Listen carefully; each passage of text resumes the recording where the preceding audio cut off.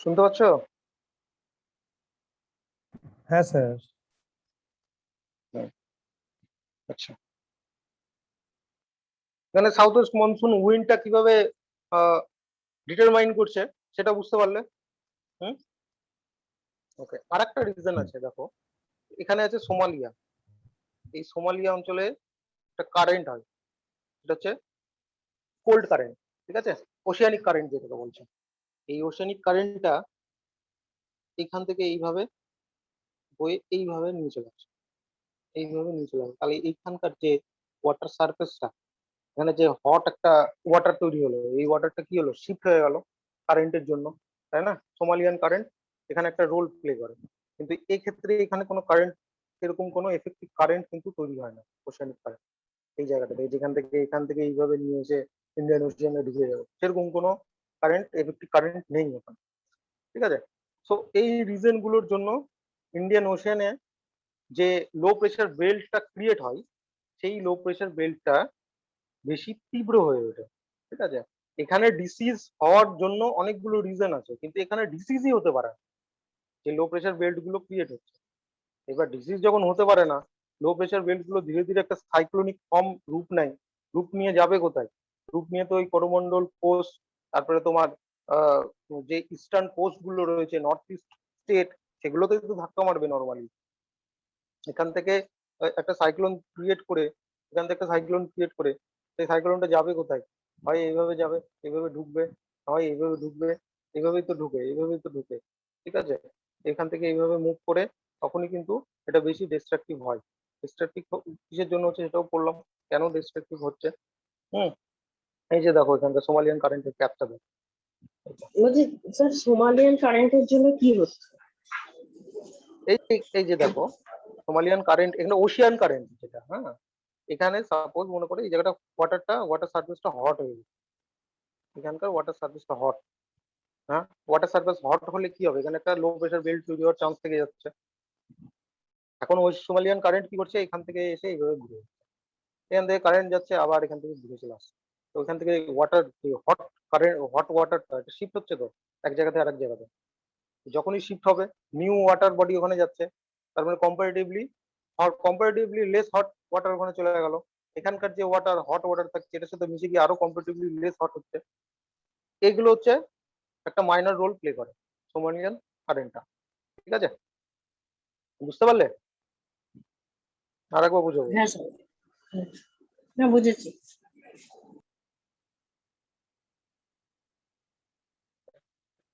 তো এই কারণে কিন্তু করমন্ডল কোস্ট আর নর্থ ইস্টার্ন স্টেট গুলোতে, সব থেকে বেশি সিভিয়ার সাইক্লোন বলতে পারবো, ট্রপিক্যাল সাইক্লোন বেশি এফেক্টিভ বা ওখানে। এই ইম্পর্টেন্ট সাইক্লোন গুলো অ্যান্ড গিভেন বাই কান্ট্রি, অনেকগুলো সাইক্লোন আছে ইন্ডিয়াতে, এতদিন ধরে প্রচুর হয়েছে cyclone, bay of Bengal, Indian Ocean, Arabian Sea. তার মধ্যে সব থেকে বেশি যেগুলো ইম্পর্টেন্ট রিসেন্টলি হয়েছে বা সব থেকে বেশি ডিস্ট্রাকটিভ, হ্যাঁ, সেগুলো লিস্ট দিয়ে দিয়েছি আমি। নর্মালি এই লিস্ট থেকেই পড়ে।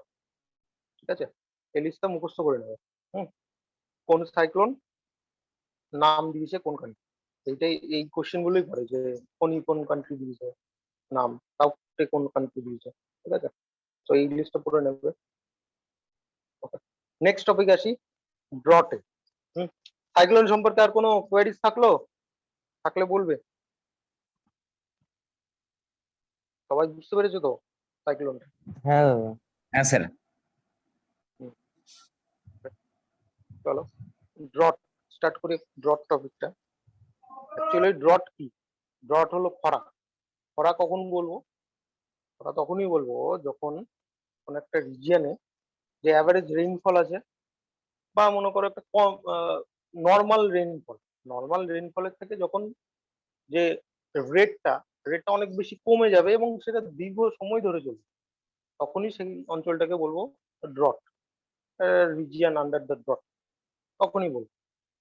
এবার ইন্ডিয়ান মেট্রোলজিক্যাল ডিপার্টমেন্ট কি বলছে দেখো, আইএমডি বলছে, আইএমডি বলছে, মিনিমাম কোনো একটা রিজিয়ন মিনিমাম টানা 22 দিন, ঠিক আছে, টানা 22 দিন যদি বৃষ্টি না হয়, বা 0.25 সেন্টিমিটারের কম 0.25 সেন্টিমিটারের কম বৃষ্টি হয়, তাহলেই সেই অঞ্চলটাকে আমরা ড্রট রিজিয়ন বলবো। আইএমডি বলছে, ইন্ডিয়ান মেট্রোলজিক্যাল ডিপার্টমেন্ট, ঠিক আছে? কিন্তু সেটা কি সব রিজনের ক্ষেত্রে প্রযোজ্য? তা না, সব রিজনের ক্ষেত্রে সেটা প্রযোজ্য। তাও ওই আইএমডি, সেই জন্য আইএমডি যে এই যে ডেফিনিশনটা, হ্যাঁ, এই ডেফিনিশনটা সবকিছু ক্ষেত্রে এটা অ্যাপ্লিকেবল হয় না। আইএমডি শুধু শুধু কিছু কিছু নির্দিষ্ট রিজনের জন্য এই ডেফিনিশনটা অ্যাপ্লিকেবল, ঠিক আছে? তো একটা ড্রট রিজিয়ন ক্রিয়েট হচ্ছে, কিন্তু ড্রট রিজিয়ন ক্রিয়েট হওয়ার পরে যে একটা ড্রটের মধ্যে যে বিভিন্ন ধরনের ড্রট এফেক্ট করছে, সেই বিভিন্ন ধরনগুলো একবার দেখে নেবে, ঠিক আছে? যে কিভাবে এফেক্ট করছে বিভিন্ন ধরনের ইয়েগুলো। কিছু কিছু ডট থাকে যেগুলো on the basis of difference বা variation, on the basis of variation চারটে ভাগে ভাগ করা যেতে পারে। এটা হলো মেট্রোলজিক্যাল, একটা একটা হলো মেট্রোলজিক্যাল, একটা এগ্রিকালচার, একটা হাইড্রোলজিক্যাল, ইকোলজিক্যাল। মেট্রোলজিক্যাল কেন? মেট্রোলজিক্যাল এই কারণেই, যখন একটা খরা অনেক দীর্ঘদিন ধরে চলবে, হ্যাঁ, দেখা গেল যে 30 দিন, 35 দিন, কখন খরাটা অ্যাকচুয়ালি তো আমাদের নর্মালি আমাদের ওয়েস্ট বেঙ্গলও তো এরকম 2-3 মাস বৃষ্টি হয় না, কিন্তু তাই বলে কি খরা হয়? তা হয় না। তো কখন হবে সেটা? যখন একটা বৃষ্টি, যখন রেইনফলের টাইম, যে ন্যাচারাল টাইম, যেটা একটা ন্যাচারাল সিজন বা টাইম যখন থাকবে যে রেইনফল হবে, তখন বেসিক্যালি তখন হচ্ছে 20 থেকে 30 দিন ডিলে হয়ে গেল বা তারপরেও হলো না, মোর দেন 30 ডেজ, তখনই সেটাকে বলবে কি মেট্রোলজিক্যাল ডট। হুম। আর আরেকটা হলো কি agricultural dot. Agricultural dot also known as soil moisture dot. Soil moisture dot কিসের জন্য? একটা এগ্রিকালচারাল ল্যান্ডের মধ্যে ক্রপ গ্রো করার জন্য সয়েলের ভিতরে যত ময়েশ্চার দরকার, যতটুকু ময়েশ্চার দরকার, এই ময়েশ্চারটা যখন থাকবে না, তখন কোনো ক্রপ গ্রো করতে পারবে না, ঠিক আছে? এই যে ক্রপ গ্রো করতে পারছে না, তার জন্য যে পরিমাণ ক্রপ ফেইলিয়ার্স হচ্ছে বা হলো তোমার যেটাকে বলছে এগ্রিকালচার ফেলিয়ার অফ এগ্রিকালচার, সেই যে সিস্টেমটা একটা ড্রট ফেনোমেনা ক্রিয়েট করছে, এই সিস্টেমটাকে বলছে এগ্রিকালচার। নর্মালি একটা সয়েলের ভিতরে যে পরিমাণ ময়েশ্চার কন্টেন্ট থাকা উচিত কোন একটা ক্রপ গ্রো করার জন্য, সেই ময়েশ্চার যদি না থাকে, কিসের জন্য? প্রেসিপিটেশন হলো না বা রেইনফল হলো না, সেই জন্য, তাহলে তখন সেটাকে বলবো আমরা কি এগ্রিকালচারাল ডট। নেক্সট হচ্ছে হাইড্রোলজিক্যাল ডট। হাইড্রোলজিক্যাল ডট কিছুই না, একটা যে রিজার্ভিয়ার গুলো থাকে বা এমব্যাঙ্কমেন্ট থাকে, ড্যামস থাকে, লেকস থাকে, এই সমস্ত যে ওয়াটার বডি থাকে, এই ওয়াটার বডিতে যে পরিমাণ ওয়াটার থাকার কথা রেইনি সিজনে বা একটা ন্যাচারাল রেইনফল সিজনে, তার থেকে যখন ওয়াটার কমে যায় এবং রেইনফল হলেও রেইনফলটা ঠিকঠাক হয় না, হ্যাঁ, ম্যাল ডিস্ট্রিবিউশন হয়, তখনই সেটাকে হাইড্রোলজিক্যাল ডট বলে। মানে হাইড্রোলজিক্যাল যে ইউনিট গুলোতে ওয়াটার স্কারসিটি হবে, তখনই সেটাকে হাইড্রোলজিক্যাল ডট আমরা বলবো। ওকে। নেক্সট টপিক হচ্ছে তোমার ইকোলজিক্যাল ডট। ইকোলজিক্যাল ডট মানে কি? ইকোলজি মানে কি? হচ্ছে বাস্তুবিদ্যা, তাই না? বাস্তুবিদ্যা মানে তোমার পরিবেশের সঙ্গে যেটা কানেক্টেড, ম্যান অ্যান্ড এনভায়রনমেন্ট। এবার ইকোলজিক্যাল ডট কিরকম হবে? ব্যাপারটা হচ্ছে এরকম যে ইকোসিস্টেমের বা ইকোলজির মধ্যে যতগুলো পার্ট আছে, প্ল্যান্টস অ্যান্ড অ্যানিমাল, প্রত্যেকের জন্য কি দরকার? ওয়াটার তো প্রত্যেকের জন্য নেসেসারি। এবার প্রত্যেকটা আহ, জীব তার বংশবৃদ্ধির জন্য, তার গ্রোথের জন্য যে পরিমাণ ওয়াটারের প্রয়োজন, সেই ওয়াটার না পেলে তারা বংশবৃদ্ধি করতে পারে। সেই যে water scarcity for long time, সেটাকেই বলছে ইকোলজিক্যাল ড্রপ। হুম, সেটাকে বলছি গ্লোবাল ড্রপ। তার জন্য ইকোসিস্টেমে একটা ইমব্যালেন্স ক্রিয়েট হয়। বুঝতে পারলে তো? বুঝাতে পারলাম? হ্যাঁ sir.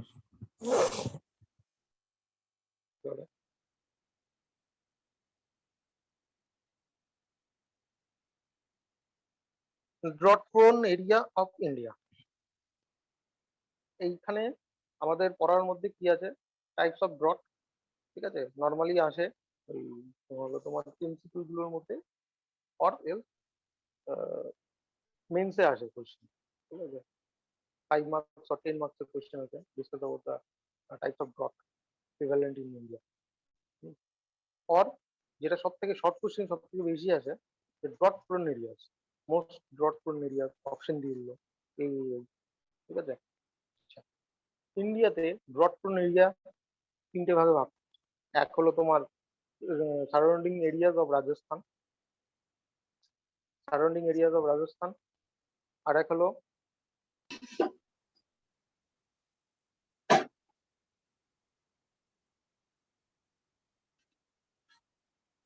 Surrounding areas of Rajasthan, হ্যাঁ, সারাউন্ডিং এরিয়াস অফ রাজস্থান, আর এক হলো rain shadow region of western Ghat mountain.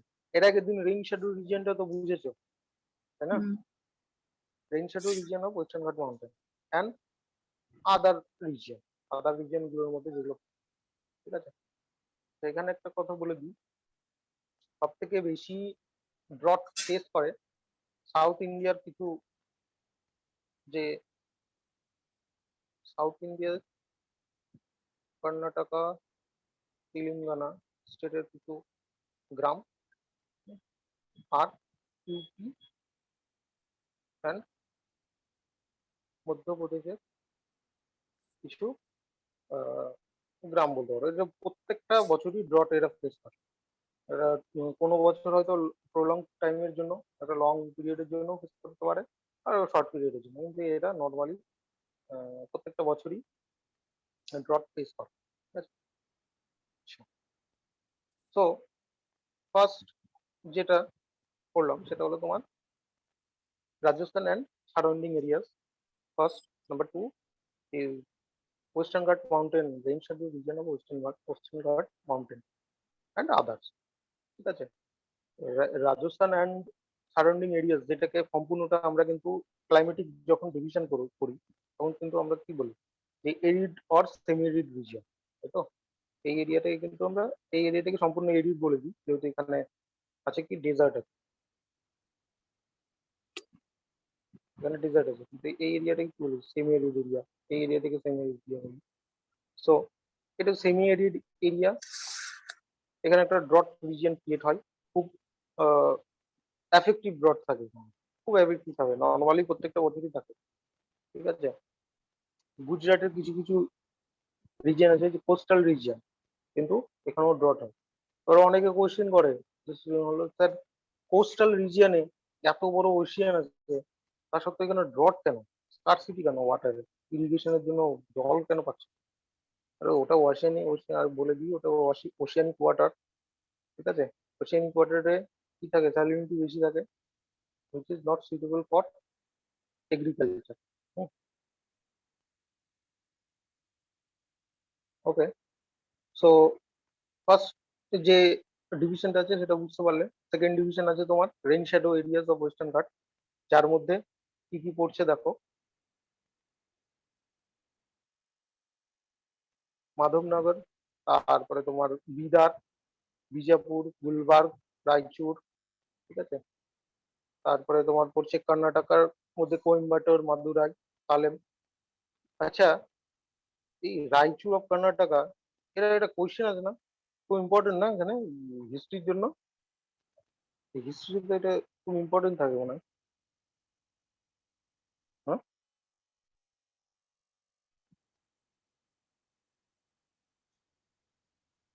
এই বাহুমনি কিংডম পড়োনি হিস্ট্রিতে? হুম। হ্যাঁ স্যার, হ্যাঁ স্যার। রায়চুর, বিস্মুটের রায়চুর কারণ দোয়াব, ছিল। ওই রায়চুর দোয়াবকে কেন্দ্র রায়চুর, করে একটা ঝামেলা হয় বামুনি আর বিজয়নগরের মধ্যে।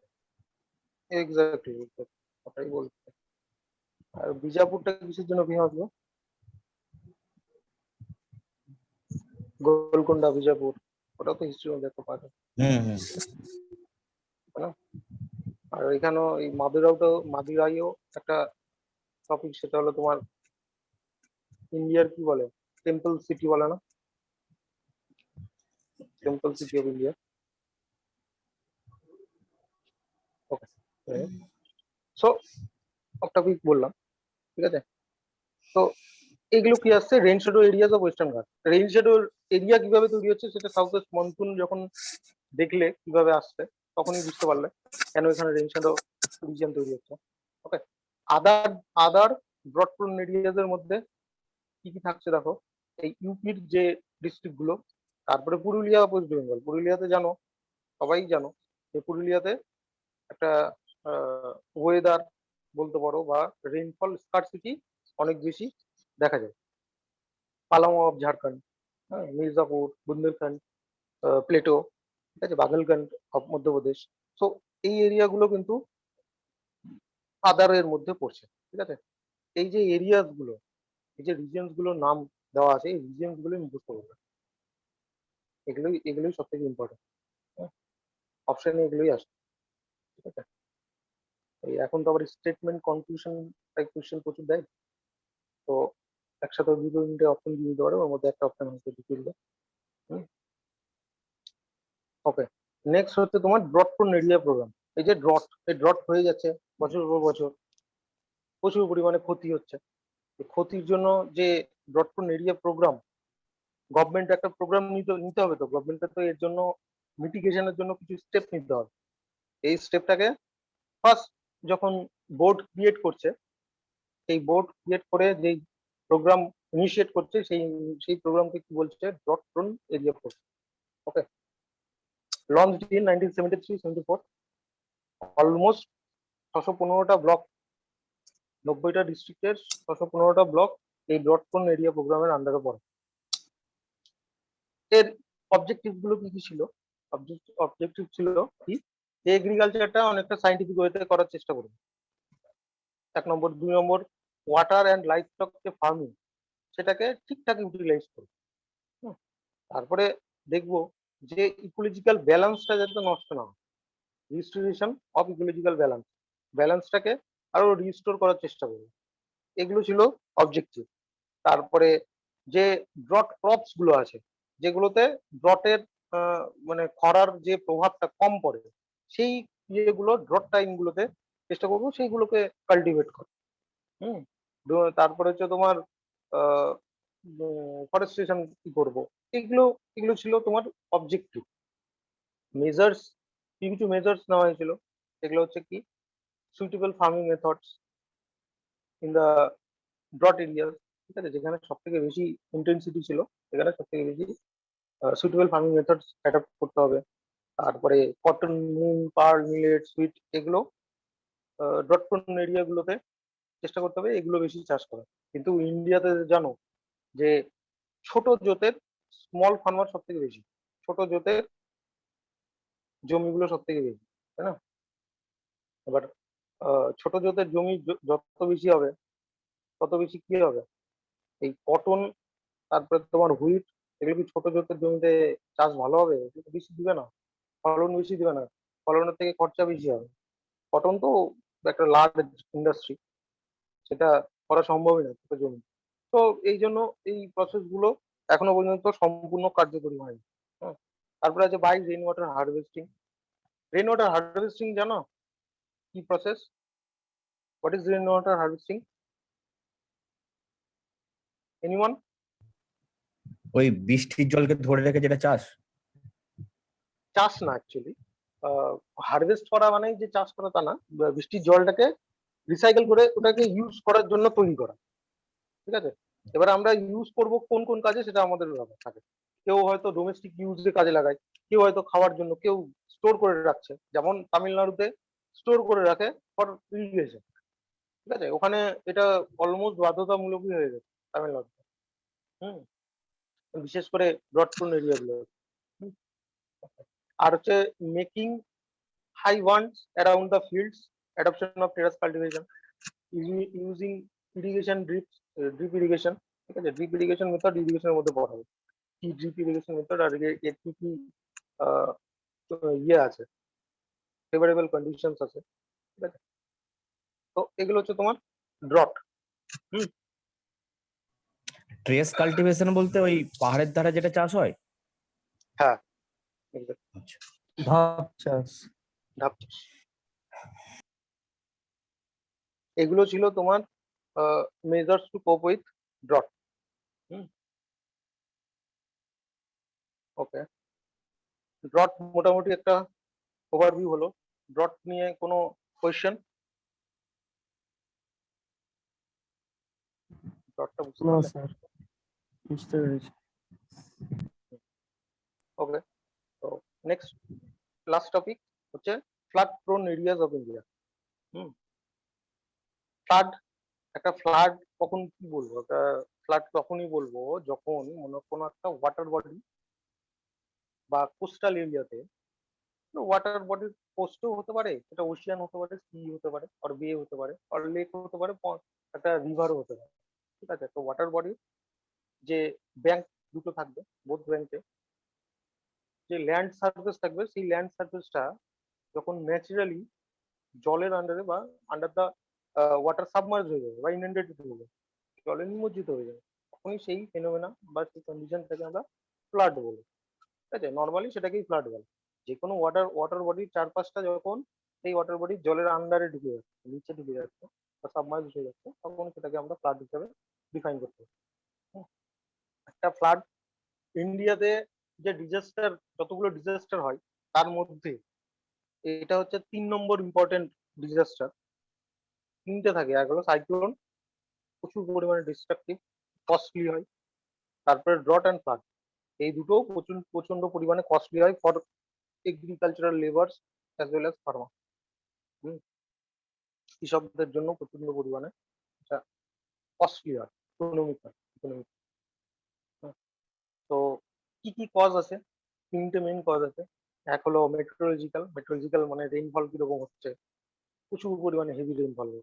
যে মনসুন বার্স্ট, এটাকে দিন পড়ালাম, এই মনসুন বার্স্টের জন্য কেরালা কোস্টে কিন্তু প্রচুর পরিমাণে একটা ওই ফ্ল্যাশ ফ্লাড হয়ে যায়। বম্বেতেও ফ্ল্যাশ ফ্লাড হয়। হুম, তারপরে সাইক্লোন, ক্লাউড বার্স্ট, এগুলো হচ্ছে মেট্রোলজিক্যাল মানে আবহাওয়াগত ক্লাইমেটিক একটা হলো তোমার ডিস্টারবেন্সের জন্য যেই এফেক্টটা হচ্ছে, যে বা যেই ফ্লাডটা হচ্ছে সেটা হচ্ছে মেট্রোলজিক্যাল ফ্লাড। আর ফিজিক্যাল ফ্যাক্টর যেগুলো আছে, ফিজিক্যাল ফ্যাক্টরস এর মধ্যে কি কি আছে? সাপোজ মনে করো একটা ক্যাচমেন্ট এরিয়া, ক্যাচমেন্ট এরিয়া বোঝো? বলে দিচ্ছি আমি ক্যাচমেন্ট এরিয়াটা কি। সাপোজ মনে করো এটা হচ্ছে গঙ্গা। হ্যাঁ, গঙ্গার অনেকগুলো ট্রিবিউটারি আছে, আবার ডিস্ট্রিবিউটারিও আছে, অনেকগুলো আছে। ডিস্ট্রিবিউটারি এইভাবে এইভাবে এইভাবে কানেক্ট হয়েছে, এইভাবে কানেক্ট হয়েছে। হ্যাঁ, এইভাবে গঙ্গা এখান থেকে ব্রহ্মপুত্র কানেক্ট। সো এই যে গঙ্গার যে পুরো এরিয়াটা, এই ট্রিবিউটারি এন্ড ডিস্ট্রিবিউটারি মিলে পুরো এরিয়াটা কভার করছে, এই এরিয়াটাকে বলছি কি ক্যাচমেন্ট এরিয়া। এটাকে বলছে ক্যাচমেন্ট এরিয়া। ঠিক আছে, যে গঙ্গা পুরো এরিয়াটাকে ক্যাচ করে রেখেছে, সেই জন্য এটাকে বলছে ক্যাচমেন্ট এরিয়া। ওকে, এই ক্যাচমেন্ট এরিয়া যখন অনেক বেশি হবে তখনই এই ফ্লাড হওয়ার সম্ভাবনা সব থেকে বেশি। ওই জন্যই গঙ্গা রিভার বেসিনে, পুরো বেসিনে সব থেকে বেশি ফ্লাড হয়। হুম, তারপরে ইনঅ্যাডিকুয়েট ড্রেনেজ, ইনঅ্যাডিকুয়েট ড্রেনেজ মানে এই যে যতগুলো ট্রিবিউটারি এন্ড ডিস্ট্রিবিউটারিজ আছে, সেই ট্রিবিউটারিজ এর জল কোথায় পাস করবে, বা জলটা ফ্লাডের সময় বা রেইনফলের রেইনি সিজনের সময় জলটা যে এক জায়গা থেকে আরেক জায়গায় আহ, বলতে পারো যে একটা ছোট রিভার থেকে বড় রিভার পড়বে, সেই যে পাসিং প্লেসটা বা প্যাথটা সেটা কিরকম হবে সেটার উপর ডিপেন্ড করে ইনঅ্যাডিকুয়েট ড্রেনেজ, সেটাকে বলতে, যে অপর্যাপ্ত ড্রেনেজ, ড্রেনেজ সিস্টেম। আর যে হলো তোমার এই সমস্ত রিজনের জন্য কি হয়, এই সমস্ত রিজনের জন্য ফিজিক্যাল ফ্লাড হতে পারে। এগুলো হচ্ছে ফিজিক্যাল ফ্যাক্টরস এর মধ্যে পড়ছে। ওকে, আর একটা যে অ্যান্থ্রোপোজেনিক অর হিউম্যান ফ্যাক্টর, যেমন ডিফরেস্টেশন আছে, ফিল্ট্রেশন আছে, হ্যাঁ, faulty agriculture practice, dam, dam ভেঙে গেলে যা হয়, অ্যাক্লিউটেড আরবানাইজেশন, প্রচুর পরিমাণে আরবানাইজেশন। এই 2015-তে বোধহয় একটা ফ্ল্যাশ ফ্লাড হয়েছিল বম্বেতে, মেথি রিভারে। ঠিক আছে, 2015-তে বোধহয় হয়েছিল ওটা, 2015 কি 2014। মেথি রিভারের যে কোস্ট, একটা রিভার ছিল, এই রিভারের কোস্টে যে বেডটা, রিভারের বেডটা ছেড়ে দিতে হয়। কেন? যখন এই রিভারের ডেপথ কম থাকে, এই যে হলো রেনি সিজনে এই রিভারের বেডটাতে কিন্তু জল এসে যায়, রিভারের বেডটা ছেড়ে দিতে হয়, কিন্তু এই রিভারের বেডে প্রচুর পরিমাণে কনস্ট্রাকশন হয়েছিল, বড় বড় বিল্ডিং হয়েছে, ঠিক আছে।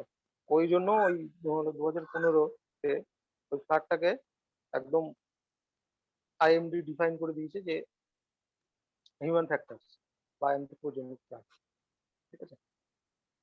তো এগুলো হচ্ছে কজেস, এগুলো হলো causes of flood. Flood control কিছু এজেন্সিস আছে, এটা খুব ইম্পর্টেন্ট হলো তোমার শর্ট কোশ্চেনে আসে কি কি ফ্লাড কন্ট্রোল আছে বলে দিই। আইএমডি একটা, ন্যাশনাল ডিজাস্টার ম্যানেজমেন্ট একটা। এ কি করছে, শুধু রিলিফ রিলিফ ফান্ডের ক্ষেত্রে বা রিলিফ কেসের ক্ষেত্রে এ শুধু দেখে, ন্যাশনাল ডিজাস্টার ম্যানেজমেন্ট অথরিটি, ওকে, যে ডিরেক্টলি আন্ডার দ্য পিএমও থাকে বা কাজ করে। আর একটা আছে, এটা হলো সেন্ট্রাল ওয়াটার কমিশন। এর কাজ কি, এর কাজ শুধু হাইড্রোলজিক্যাল যে তথ্যগুলো, সেই তথ্যগুলোকে পাস করা। আচ্ছা, হাইড্রোলজিক্যাল তথ্য মানে মনে করো যে কোনো একটা রিভারের ক্যাচমেন্ট এরিয়া বাড়ছে, সমানে বাড়ছে, হ্যাঁ, ছোট বড় রিভার অ্যাড হচ্ছে, ওই বড় রিভারের সাথে ছোট ছোট স্ট্রিম গুলো অ্যাড হচ্ছে। সেন্ট্রাল ওয়াটার কমিশনের কাজ কি, সেটাকে জানানো। তারপরে হচ্ছে তোমার মনে করো যে গঙ্গা রিভারে বা দামোদর নদীতে বা ভাগীরথী নদীতে প্রচুর পরিমাণে জল হচ্ছে, তোমার যেই জলটা কিন্তু ক্যারি করতে পারছে না, সেটাও জানাবে কে, সেন্ট্রাল ওয়াটার কমিশন। এই এই তিনটে যে মাথায় রাখবে, এটা খুব আসে, ঠিক আছে। সেন্ট্রাল ওয়াটার কমিশন কি কাজ করে, তারপরে তোমার হচ্ছে ন্যাশনাল ইনস্টিটিউট অফ ম্যানেজমেন্ট কার আন্ডারে আছে, কার আন্ডারে কাজ করে। Now the final topic is distribution of flood plains in India.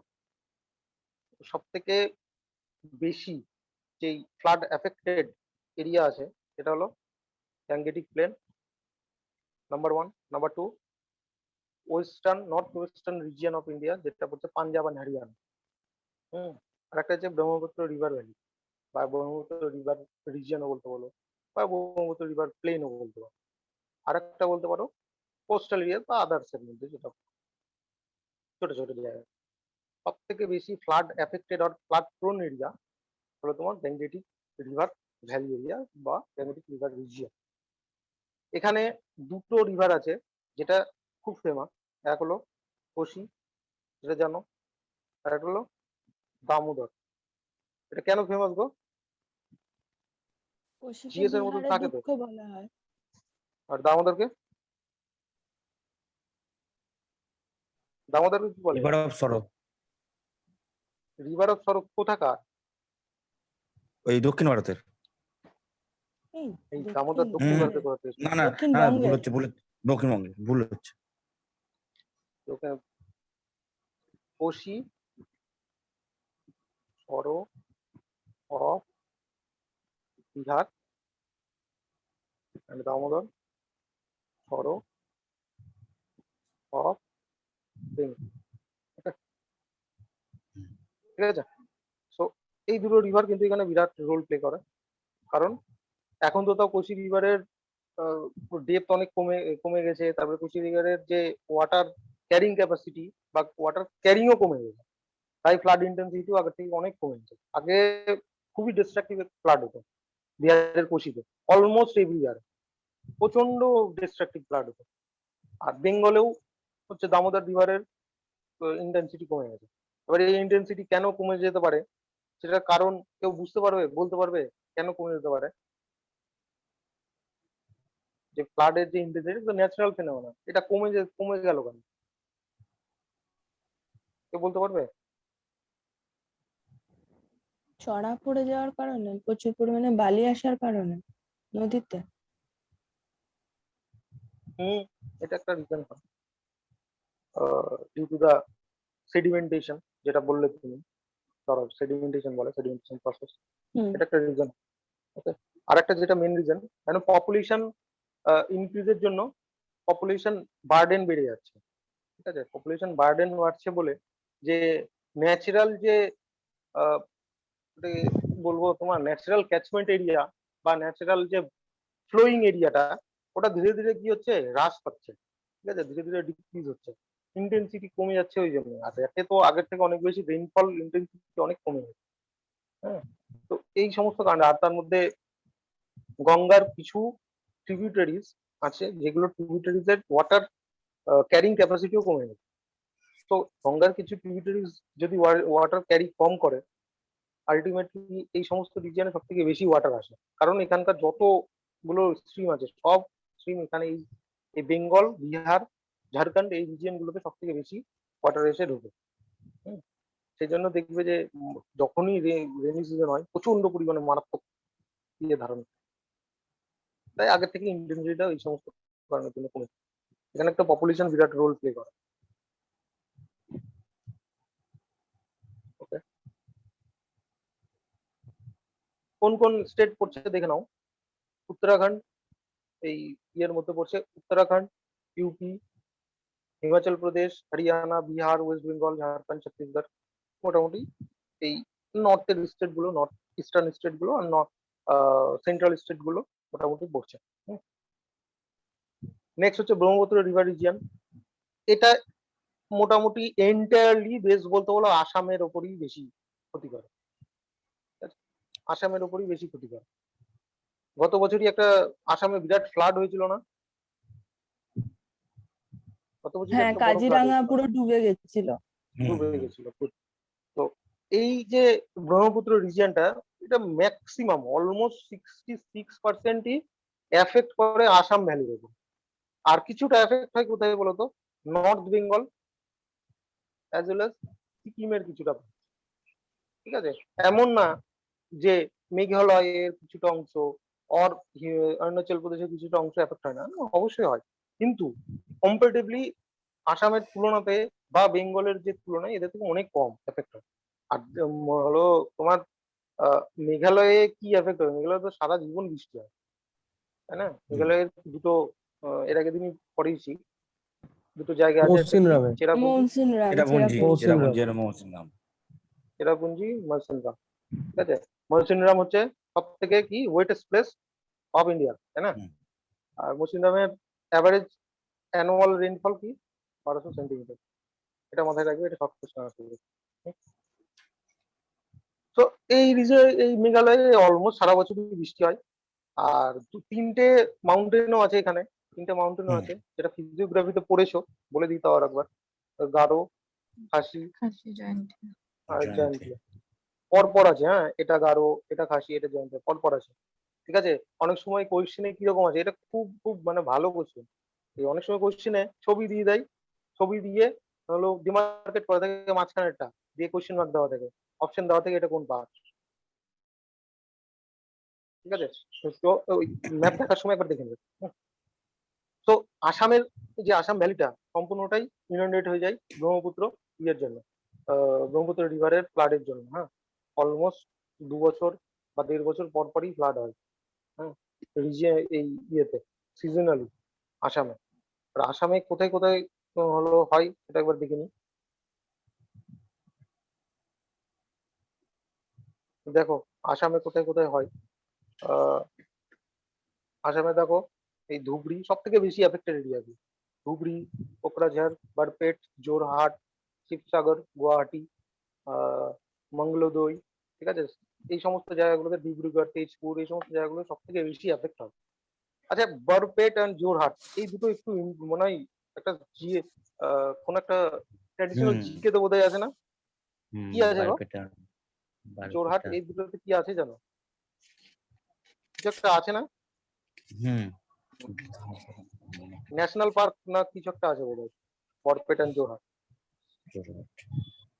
ঠিক আছে, আচ্ছা, এখানে একটা জোরহাটে তো আইল্যান্ড রেন আছে। ফরেস্ট রিসার্চ ইনস্টিটিউটও আছে। হ্যাঁ, রেন ফরেস্ট রিসার্চ ইনস্টিটিউট। এখানে একটা আইল্যান্ড আছে যেটা ইন্ডিয়ার সব থেকে largest largest river river island, Majuli. Island. Yes, Majuli. Majuli ইন্ডিয়ার সব থেকে লার্জেস্ট আইল্যান্ড। আর ওয়ার্ল্ড এর লার্জেস্ট আইল্যান্ড কি? World largest island Sundarban. না, ওটা তো সুন্দরবন। সুন্দরবনটা বলাটা ভুল ওটা হবে, তো এইভাবে বলবো গঙ্গা, ব্রহ্মপুত্র, রিভার আইল্যান্ড, এইভাবে বলবো। ঠিক আছে, অপশনও তুমি এটাই পাবে। ঠিক আছে, গঙ্গা, ব্রহ্মপুত্র, রিভার আইল্যান্ড। সুন্দরবন বলাটাও একটু ভুল হবে, কারণ পুরো আইল্যান্ডে সুন্দরবন নেই। আইল্যান্ডে কিছুটা নর্দার্ন পার্ট গুলোতে আবার সুন্দরবন নেই। কি কি কি কি রিজনের জন্য আসামে সব থেকে বেশি ফ্লাড হতে পারে? এই রিজন গুলো হচ্ছে কি, শিফটিং কাল্টিভেশন, হেভি রেইনফল, প্রচন্ড পরিমাণে রেইনফল হয়, ঠিক আছে। আর ব্রহ্মপুত্র রিভারের চ্যানেলটা খুব ডিসগাস্টিং একটা চ্যানেল, এইরকম চ্যানেল, এইরকম চ্যানেল, ঠিক আছে। এই যে প্রচুর পরিমাণে ওয়াটার হোল্ড করে, ঠিক ডেপথ অনেক বেশি, কিন্তু যখন রেইনফল হয় রেইনি সিজনে, এই ওয়াটারটা প্রচুর পরিমাণে ওয়াটার লকড হয়ে যায়, একেবারে মানে ভাসিয়ে দেয় পুরো, ঠিক আছে। তো একদম এই ল্যান্ড এরিয়া গুলো, পুরো ল্যান্ড এরিয়া গুলো একদম আন্ডার দ্য ওয়াটার সারফেস চলে যায়, প্রচন্ড পরিমাণে ডিস্ট্রাক্ট হয়। সেই জন্য ওইরকম অত বাজে একটা রূপ ধারণ করে, ঠিক আছে। Heavy rainfall, heavy pressure of population, population তো জানো, সব প্রায় সব স্টেটই পপুলেশন প্রচুর বেড়ে গেছে। শিফটিং কাল্টিভেশন আমরা এগ্রিকালচারের মধ্যে পড়বো, চিন্তা নেই, শিফটিং কাল্টিভেশন একটা বড় টপিক আছে। আর শিফটিং কাল্টিভেশনের কিছু ইম্পর্টেন্ট কোয়েশ্চেন্স আছে। নর্থ ইস্টার্ন কিছু স্টেটে শিফটিং কাল্টিভেশন বিভিন্ন নামে পরিচিত, ঠিক আছে, ওগুলো পড়বো agriculture. So these are the reason behind the flood or excessive flood in Brahmaputra river region. Okay. Next,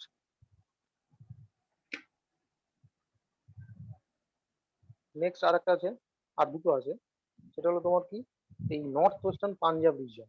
north western Punjab রিজিয়নে হলো মেইনলি তিনটে রিভার কাজ করে। এক হলো সতলুজ, খুব ইম্পর্টেন্ট রোল প্লে করে এখানে, ফ্লাড হোক আর ইরিগেশন হোক আর এগ্রিকালচার হোক, যে কোনো কিছুতেই সতলুজ খুব ইম্পর্টেন্ট রোল প্লে করে। সতলুজ, বিয়াস, আর একটা আছে সেটা হলো তোমার ঝিলাম। ঝিলাম এটা হলো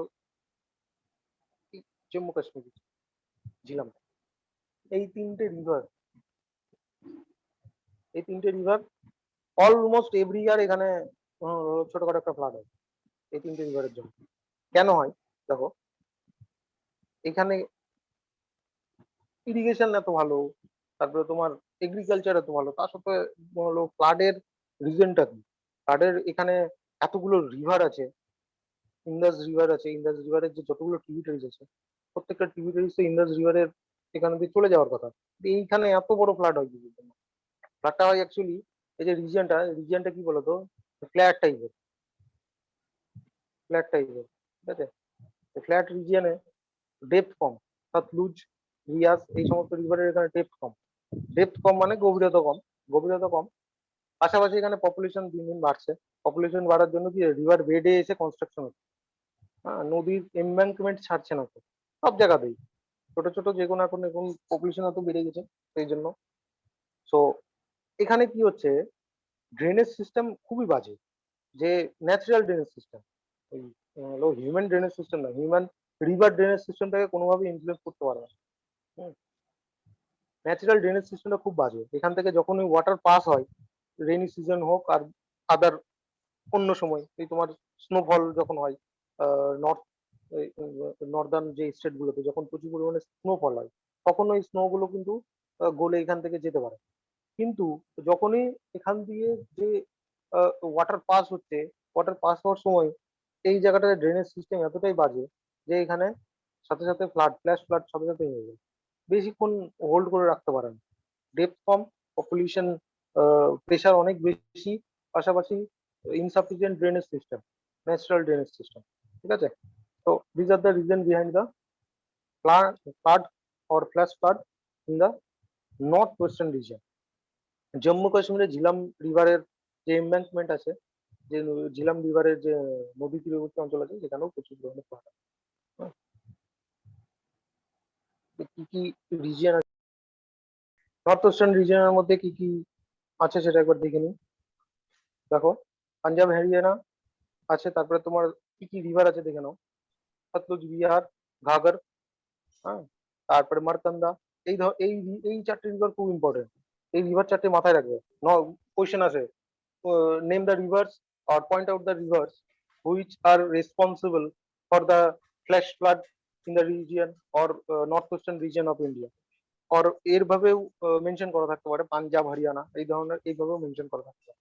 ঠিক আছে, আর কি কি রিজন আছে দেখো, আনসাইন্টিফিক ল্যান্ড ইউজ, ঠিক আছে, আনসাইন্টিফিক ল্যান্ড ইউজ, তারপরে ভ্যালি অফ কাশ্মীরে যেটা বললাম, রিভার ঝিলামের জন্য হয়। তো এগুলো reason behind the flash flood.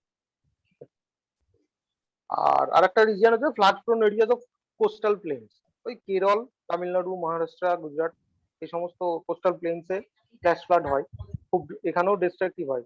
ওই তোমার 2019-এ বোধহয় কেরলে একটা বড় ফ্লাড হয়েছিল, বিরাট বড় একটা হয়েছিল, যেখানে প্রচুর ক্ষয়ক্ষতি হয়েছিল।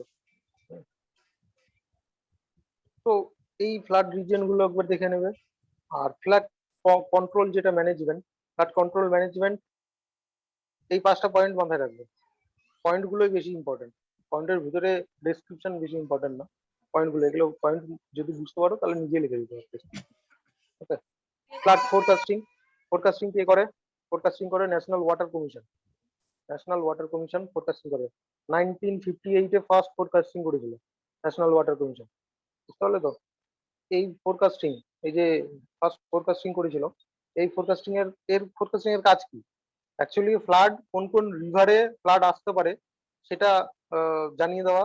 পর একটা রিভারে ফ্লাড এসে গেছে, কোন কোন river vulnerable under the flood, সেটাও জানিয়ে দেয়। ঠিক আছে, reduction of run of, reduction of run of মানে সয়েলটা যাতে ঠিকঠাক ইনফিল্ট্রেট করতে পারে, এই যে ফ্লাডের যে ওয়াটার গুলো, সয়েলটা যাতে ইনফিল্ট্রেট করতে পারে, সেগুলোও একটা একটা হেল্প প্রসেসের মধ্যে পড়তে পারে। হ্যাঁ, সেটা পড়ে, আর এটা খুব ইফেক্টিভও হয়। যেমন একটা উদাহরণ দিই, ইউপিতে এরকম কিছু কিছু জায়গা রয়েছে যেখানে ফ্লাডের টাইম গুলোতে কি হয়, ওয়াটার হোল্ড করার জন্য ব্যবস্থা করা আছে। ঠিক আছে, ছোট ছোট এমব্যাঙ্কমেন্টস আছে, ড্যামস আছে, যেখানে ওয়াটার হোল্ড করে কি করে, বা ছোট ছোট খাল কাটা আছে, পুকুর টাইপের, বিল টাইপের, ওখানে কি করে, ওয়াটার যখন ভরে যায়, ওখান থেকে বড় বড় পাইপ ঢোকানো আছে অনেক নিচে অব্দি। ঠিক আছে, একেবারে গ্রাউন্ড ওয়াটারের সাথে কানেক্ট নয়, অনেকটা নিচে। এই পাইপ গুলো এমন ভাবে একটা এনভায়রনমেন্টের সঙ্গে কানেক্টেড, বড় বড় জিওলজিস্টরা কানেক্ট করে রেখেছে এমন করে, যে ওয়াটারটা খুব ইজিলি ইনফিল্ট্রেট করতে পারে। একেবারে যে পুরো একটা বিল সাথে সাথে হয়ে গেল তা না, তবে নর্মাল রেটের থেকে অনেক বেশি, রেটটা অনেক বেশি হয়, ইনফিল্ট্রেশন রেটটা। হ্যাঁ, হবে। নেক্সট হচ্ছে তোমার construction of dam and reservoirs, construction of dam and reservoirs. এর মধ্যে ইন্ডিয়াতে অলমোস্ট ছোট বড় সব নদীতেই ড্যামস আছে, কিন্তু গঙ্গার যতগুলো ট্রিবিউটারিজ আছে দেখবে বেশিরভাগ ছোট বড় ড্যাম গুলো আর এফেক্টিভ ড্যাম গুলো গঙ্গার নদী অববাহিকাতেই আছে। কোশি রিভার ড্যাম আছে, যেটা হলো তোমার ফ্লাড কন্ট্রোলের জন্য করেছে। দামোদরে আছে ডিভিসি, যেটা হ্যাঁ, এর সাথে সাথে ফ্লাড কন্ট্রোলের সাথে সাথে কি করছে, ইলেকট্রিসিটি তৈরি হচ্ছে। তো construction of river dam, channel improvement আর কনস্ট্রাকশন অফ এমবাঙ্কমেন্টস, মানে দেখতেই পাবে এখন যতগুলো নদী আছে, গঙ্গার যত নদী আছে, সেই নদীগুলোর যে দুটো তীরে দেখতে পাবে কি বড় বড় বোল্ডার দিয়ে বাধাই করে করে রাখছে, ওটাকে বলছে কনস্ট্রাকশন অফ এমব্যাঙ্কমেন্ট। হ্যাঁ, চ্যানেল ইমপ্রুভমেন্ট, রিভারের চ্যানেলটা ইমপ্রুভ করার চেষ্টা করছে। এবার এখানে আর একটা জিনিস আমি বলে দিই, সেটা হলো সাউথ ইন্ডিয়ার যে রিভার গুলো আছে, সেখানে কিন্তু এই কনস্ট্রাকশন অফ এমব্যাঙ্কমেন্টসটা খুব বেশি দরকার পড়ে না, not so necessary south Indian রিভারে। কেন? ওখানকার যে ফিজিক্যাল ফিচার আছে কি, প্লেটো রিজিয়ন, তাই তো? প্লেটো রিজিয়নে কি হয়, পুরো যে সয়েল সারফেসটা, ওটা তো প্রচন্ড মানে হার্ড, হার্ড সয়েল সারফেস, ক্ষয় করতে, ইরোড করতে টাইম লাগবে। ওই জন্য তোমার ওখানে আহ, এই কনস্ট্রাকশন অফ এমব্যাঙ্কমেন্টসটা খুব বেশি দরকার পড়ে, not so necessary. Flood plain zoning, flood plain zoning মানে যে সমস্ত এরিয়াগুলো আর প্লেন্স গুলো vulnerable almost every year. For example Ganga নদীর যে চরগুলো আছে, হ্যাঁ, সেই চরগুলো মালদাতে আছে, তারপরে তোমার মুর্শিদাবাদে আছে, এই সমস্ত ইয়েতে প্রত্যেক বছরই কিন্তু ফ্লাড প্লেন জোন করা হয় প্রত্যেক বছরই। আইএমডি, সেন্ট্রাল ওয়াটার কমিশন, স্টেটের যেগুলো ওয়াটার কমিশন থাকে তারা প্রত্যেক বছরই জোনিং করে ওরা রিপোর্ট পাবলিশ করে।